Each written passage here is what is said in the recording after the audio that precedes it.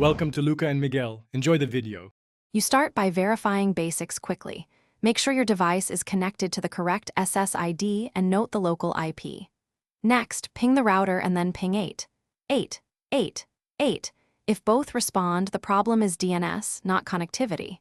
Once done, open your network adapter settings and record the DNS addresses currently in use so you can revert if needed.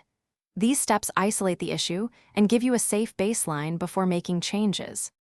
You now switch DNS to a reliable public provider.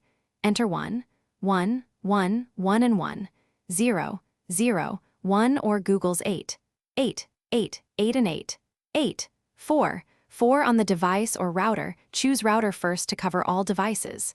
After changing it, flush the DNS cache so stale records don't linger, then restart the network interface or reboot the device. Once restarted, use ping and ensthy lookup to confirm domain names resolve to addresses. This proves the new DNS settings are functioning. You finish by applying the working DNS on the router so every device benefits, then save a backup of that configuration.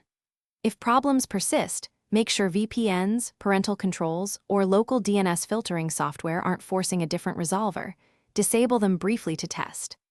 As a final step, reboot the router, check for firmware updates, and if nothing changes, contact your ISP.